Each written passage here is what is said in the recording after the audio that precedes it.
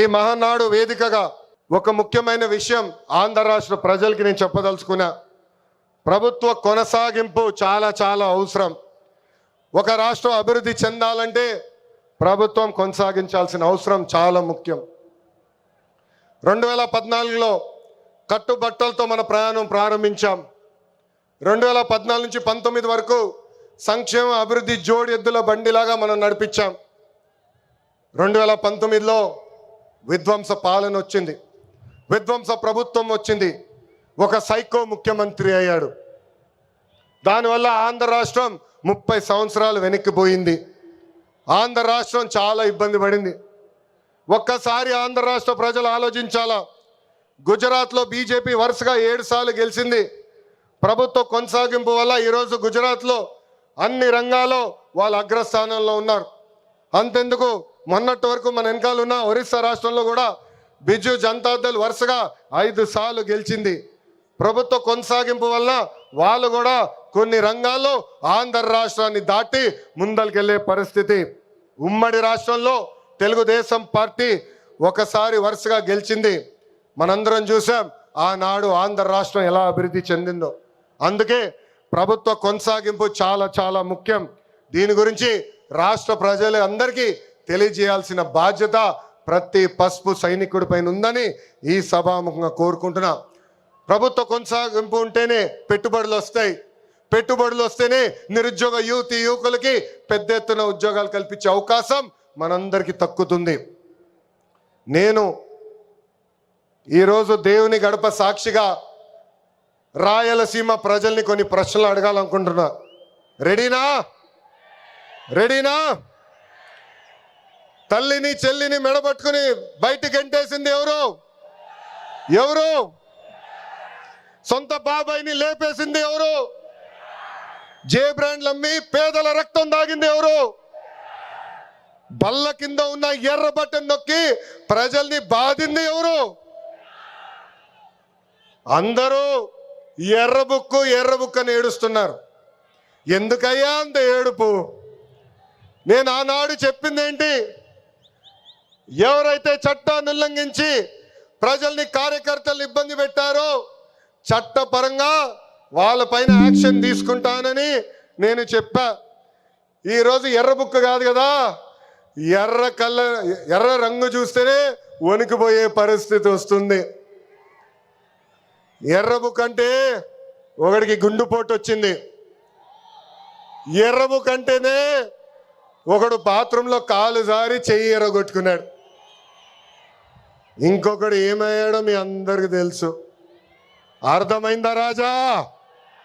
అర్థమైందా రాజా? సమాజమే దేవాలయం, ప్రజలే దేవుళ్ళు అన్నారు అన్న ఎన్టీఆర్. అందుకే మనం 6 శాసనాలు ప్రకటించాం. తెలుగు జాతి విశ్వఖ్యాతి, స్త్రీ శక్తి, యువగలం, పేదల సేవల్లో సోషల్ రీఇంజనీరింగ్, అన్నదాతకు అండగా కార్యకర్తలే అధినేత. పాలిట్ బ్యూరో సభ్యుల దగ్గర నుంచి, వేదికమైన పెద్దల దగ్గర నుంచి ఇక్కడున్న కార్యకర్తల వరకు ఈ 6 శాసనాలు మన శ్వాసగా బతకాలని ఈ సభాముఖంగా మిమ్మల్ని అందరినీ కోరుకుంటూ, మనకి ప్రజలు ముఖ్యం, వాళ్ళ ఆనందం వాళ్ళ సంతోషం ముఖ్యం. అహర్నిశలు కష్టపడాలా, వాళ్ళకి అందుబాటులో ఉండాలా. తిరిగి 2029లో మళ్ళీ కూటమి ప్రభుత్వాన్ని గెలిపించాలని ఈ సభాముఖంగా కార్యకర్తలందరూ తెలుపుకుంటూ, ఎప్పుడు మా ఇంటి తలుపు మీకోసం తెరుచుంటాయి. నేను మొన్నే చెప్పా, గ్రామ పార్టీలో ఏమైనా సమస్య ఉంటే మండల్ పార్టీని కలవాలి, మండల్ పార్టీలో సమస్య ఉంటే నియోజకవర్గ కమిటీని కలవాలి, వాళ్ళకి సమస్య ఉంటే ఏకంగా జిల్లా కమిటీ కలవాలి. వాళ్ళ కూడా సమస్య పరిష్కారం కాకపోతే ఎప్పుడు నవ్వుతున్న మన అధ్యక్షుల వారు పల్లా శ్రీనివాస్ గారిని కలవాలి.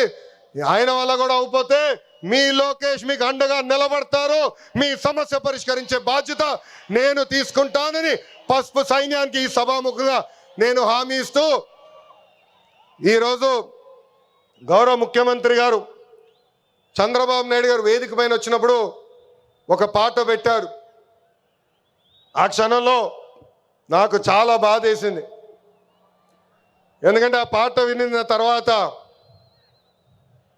గౌరవ ముఖ్యమంత్రి గారిని నేను రాజమండ్రి జైల్లో మొదటిసారి కలిసిన సంఘటన గుర్తొచ్చింది. చాలా బాధేసింది. ప్రజల కోసం ఆయన జీవితం ఆల్మోస్ట్ పోయింది. అక్టోబర్లో 2003 బాంబ్ బ్లాస్ట్లో నక్సలైట్లు ఆయన పైన దాడి చేశారు. నాడు నేడు ఎప్పుడు ఆయన ప్రజల గురించి, ప్రజల భవిష్యత్తు గురించి ఆలోచించే వ్యక్తి. అలాంటి వ్యక్తికి ఎందుకు దేవుడు ఆనాడు ఈ పరీక్ష ఇచ్చాడా అనుకున్నా.